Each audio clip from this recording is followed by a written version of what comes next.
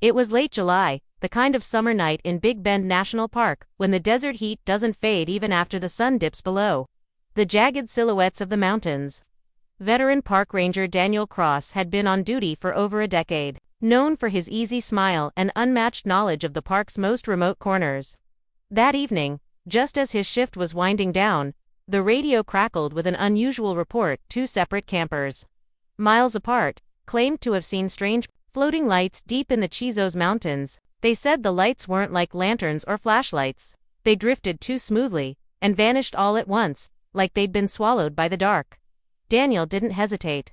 At 8:42 p.m., he signed out his standard-issue gear, service, revolver, flashlight, canteen, and a two-way radio, then climbed into his white Ford Ranger pickup. He told dispatch he'd do a quick sweep of the area near the remote basin trailhead and check back in within an hour. Probably just night hikers, he said over the radio, but his tone wasn't casual. He'd heard enough strange stories about that part of the park to know it was rarely just anything.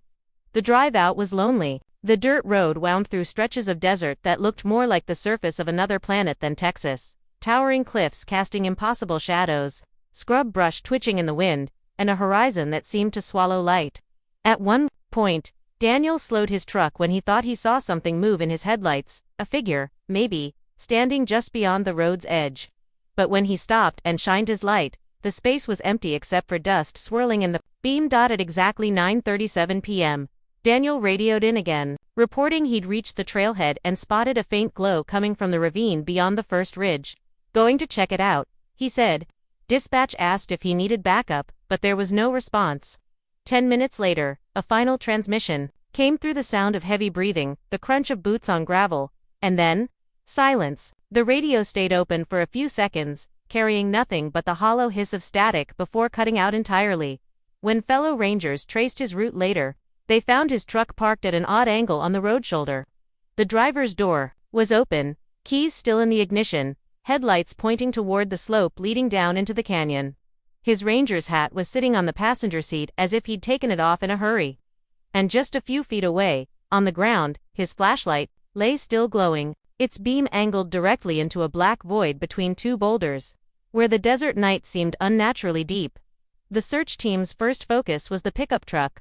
It was in perfect working order, engine still warm when they found it, suggesting Daniel had left it only minutes before vanishing. The driver's seat was adjusted for him, his clipboard with the evening patrol log resting neatly in the center console. But what caught their attention most was the flashlight on the ground, still casting its beam into the darkness. Its battery was half drained, as if it had been burning for hours, yet the switch was firmly in the on position, implying Daniel had set it down intentionally, or dropped it mid-step. Just beyond where the flashlight's beam ended, the rocky terrain gave way to a narrow, steep descent into a shadowed ravine. Rangers knew the spot well. Locals called it the mouth, claiming that in certain light, the gap between the rocks resembled the open jaws of some enormous animal. Even from the edge, the drop swallowed sound. Shouts from above barely echoed back. The soil here was dry and loose, showing no clear footprints, only disturbed dust that could have been made by wind, or by something moving quickly in and out. Inside the truck, the details grew stranger. Daniel's ranger hat, something he rarely removed, sat upside down on the passenger seat, almost as if it had been placed there deliberately. His canteen was half full, the water still cool, indicating it had been recently filled. The glove compartment was closed but unlocked, containing nothing unusual except for an old folded map of Big Bend with a section of the Chizos Mountains, circled in red ink. No one could remember seeing that mark before, and the handwriting wasn't Daniel's. Investigators also found his radio resting in its dock, not clipped to his belt as per protocol. This suggested he had removed it from his person before leaving the vehicle, an odd move for a lone ranger in the middle of an active patrol. More unsettling, the dashboard camera had been manually switched off. When asked, fellow rangers confirmed that Daniel was meticulous about leaving it running during patrols. Turning it off was entirely out of character. And then there was the smell. Several searchers later reported a faint, metallic temps in the air around the truck, not unlike the scent of blood, though no visible signs were found. The odor seemed to grow stronger toward the ravine, mingling with the dry, mineral-heavy breath of the desert night. A rookie ranger, peering over the edge, swore he saw a brief flicker of light deep in the shadows below, But when he blinked, it was gone. Nobody could explain where it came from, and no one volunteered to climb down that night to find out. The official search began at first light the next morning. When the desert sky still carried the pale lavender haze of dawn, over 200 volunteers, a mix of rangers, experienced trackers, and locals, gathered at the trailhead. Dogs were brought in, noses pressed to the dusty ground near Daniel's truck, but their behavior was strange from the start. They followed the scent for less than 30 yards before stopping abruptly at the lip of the ravine, whining and refusing to go any farther. No amount of coaxing could get them to descend into the shadows below. Helicopters swept the park from above, their rotors scattering dust devils across the ridges. From the air, the land stretched out like an endless quilt of stone and sand, jagged canyons carving through it like deep scars. Thermal imaging cameras scanned for any sign of human heat signatures, but the screens stayed eerily blank. It was as if Daniel had stepped out of his truck and simply evaporated. Search teams worked in grid formations, combing the slopes, inch by inch, marking the ground with orange flags to track their progress. The flags soon dotted the landscape, but none marked anything that brought them closer to answers. For 12 days straight, the operation continued. They checked dry riverbeds, caves, and crevices, the kinds of places where lost hikers might take shelter. Nothing. No footprints, no torn clothing, no discarded gear. Even the usual telltale signs of desert scavengers, bones, animal tracks, disturbed soil were absent in the areas Daniel might have crossed. It was as though the desert itself had been scrubbed clean of evidence. A few of the older rangers whispered that the land had closed over him, the way it sometimes did in local folklore. But they kept those words out of their official reports. As the days wore on, the volunteers' spirits began to falter. Temperatures soared past 100 degrees Fahrenheit by midday, and the heat radiated off the rock walls like a furnace. Dehydration became a real threat, forcing some to be airlifted out. At night, when the temperatures plummeted, searchers swore they heard faint sounds in the distance, boots crunching gravel, a voice calling faintly, but no one could agree on the words, and every time they tried to locate the source, it vanished into the desert wind. By the end of the second week, command reluctantly scaled back the search. The official statement given to the press suggested Daniel may have gotten disoriented and succumbed to heat or injury far from the last known location. But within the ranger community, the theory didn't sit right. Daniel wasn't just familiar with these trails, he had trained others to survive in them. For him to vanish without leaving so much as a scuff mark in the dirt, it didn't feel like an accident. It felt like something or someone had erased him. As the official search effort wound down, the local chatter began to grow louder. In the small desert towns surrounding Big Bend, everyone seemed to have a story about the place where Daniel disappeared. Some swore they'd seen lights drifting through the canyons long before that night, not the yellow glow of lanterns, or the harsh beam of flashlights, but pale, bluish orbs that moved without sound. Others talked about hearing distant, rhythmic thuds echoing through the mountains, like something massive walking where no trails existed.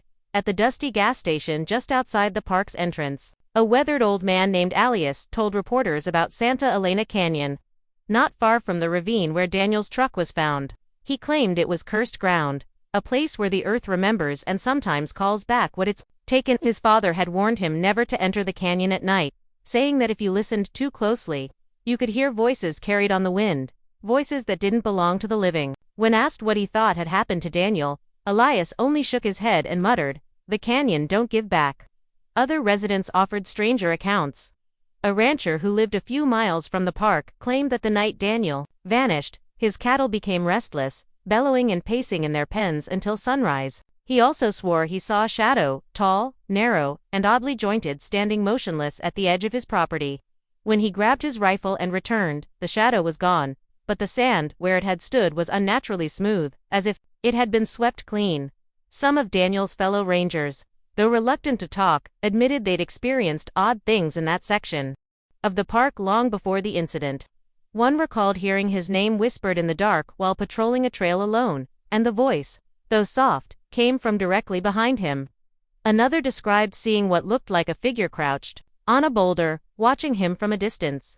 When he approached, the shape melted into the rock like it had never been there.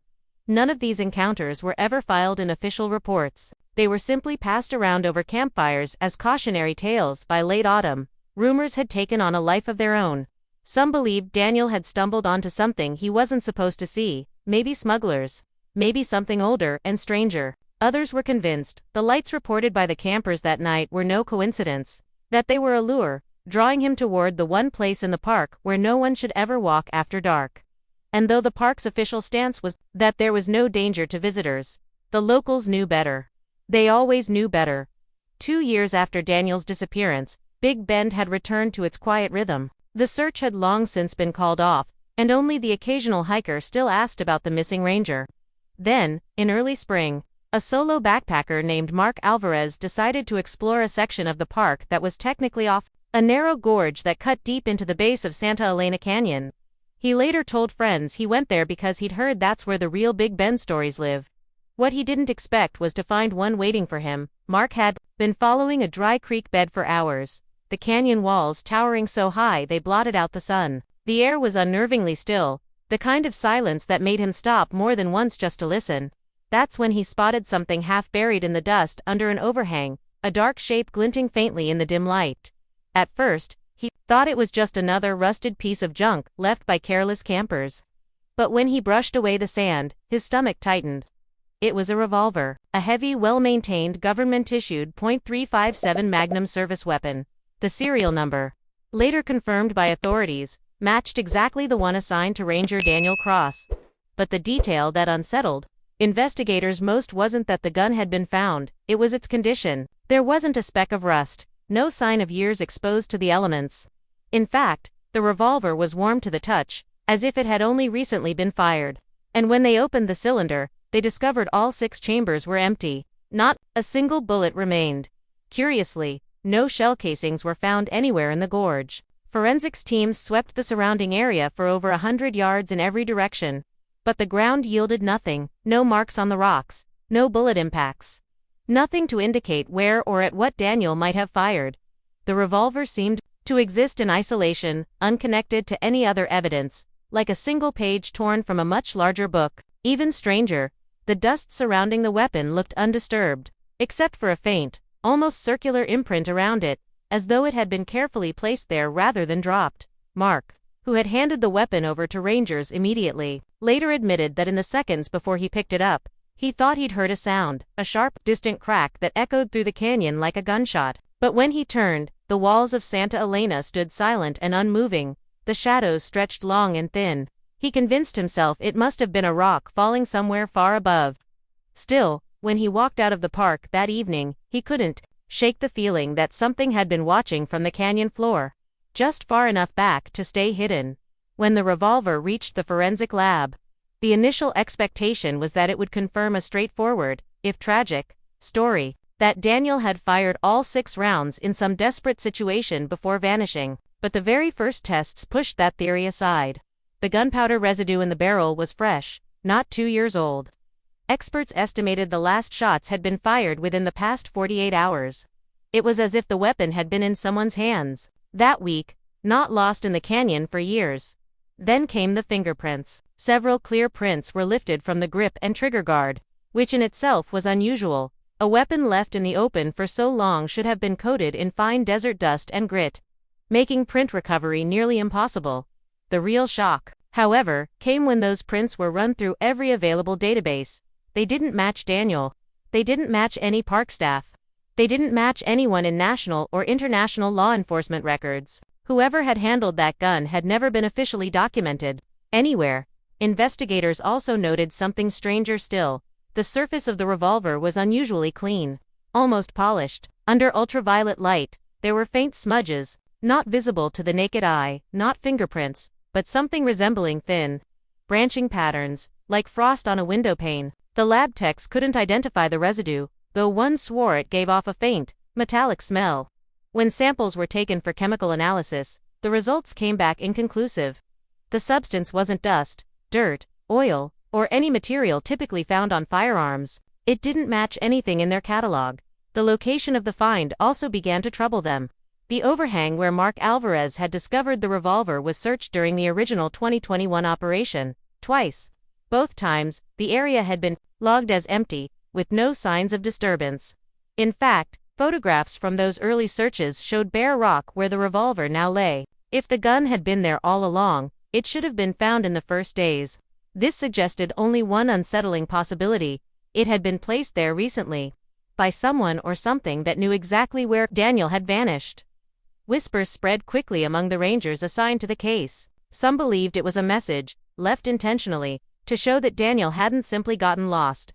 Others avoided the topic altogether, refusing to even say his name while on duty in the canyon. Mark, the hiker who'd found it, was quietly advised by one ranger not to return to that section of the park, not for his safety, but because once you stumble into something's path, it doesn't forget you. The meaning of that warning was left unexplained. The revolver was logged into the evidence locker of the park's small ranger substation, a reinforced steel cabinet with 2 separate locks, one keyed, one electronic. Access required, both a badge scan and a physical key kept under tight supervision. The entry logs showed that on the night it was stored, only the evidence officer and the lead investigator had clearance. Yet, 3 days later, when the lead investigator opened the locker to prepare the revolver for further analysis, the padded slot where it had been placed was empty. Security footage was immediately pulled from the cameras inside the evidence room. At first, nothing seemed unusual. The room sat still and quiet for hours. But at 2:13 a.m., the footage showed the locker door slowly swinging open, without anyone entering the room. There was no sound of footsteps, no sign of forced entry, and the electronic lock showed no registered access attempt. The door hung open for several seconds before something even stranger happened. A shadow passed across the far wall. It was long and misshapen, bending unnaturally, as if cast by a figure far taller than the room could physically hold. When the shadow moved, the camera briefly flickered, static filling the screen for exactly 7 seconds. When the feed returned, the locker door was closed again and the revolver was gone. No alarms triggered. No one on the night shift heard a thing. Forensic technicians tried to recover more detail from the footage, but the flicker had corrupted the file beyond repair, leaving only a few still frames where the shadow seemed to have edges, not soft and human, but sharp, jagged, almost like splintered rock. Word of the incident spread quickly among park staff, though officially, it was never acknowledged. The case file on Daniel Cross was quietly moved into the inactive drawer, and the revolver's disappearance was explained, in vague terms, as an administrative error. But those who had seen the footage refused to accept that. A few even claimed the shadow in the video looked eerily similar to something they'd glimpsed in the canyon over the years, a shape that seemed to watch from a distance. Never fully visible, yet always there when someone went missing, unofficially. The rangers began warning each other about night patrols near the ravine. Some refused to go alone, others outright traded shifts to avoid the area entirely. And on rare occasions, when the desert was especially still, a few claimed they'd heard it, 6 sharp cracks in the distance, spaced just seconds apart, echoing against the canyon walls. No flash of gunfire, no visible shooter, just the sound of a weapon everyone now knew was missing. Even now, the disappearance of Ranger Daniel Cross remains one of the most unsettling mysteries in Big Bend's long, strange history. No remains have ever been found, no explanation ever confirmed. The revolver that could have provided answers is gone, taken, it seems, in a way that defies any logical explanation. Official reports have gone silent, but among the locals and the rangers who still work the park, the story is far from over. Some believe Daniel is still out there, wandering the canyons, trapped in some place that isn't entirely part of our world.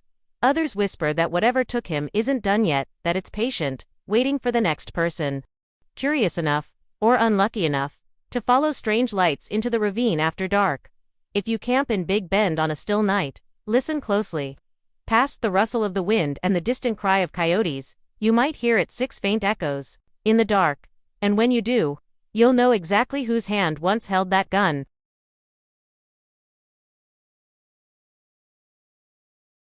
If you liked this video, don't forget to hit that like button, share it with your friends, and drop your thoughts in the comments below. Most importantly, subscribe and hit the bell icon so the next secret finds you first.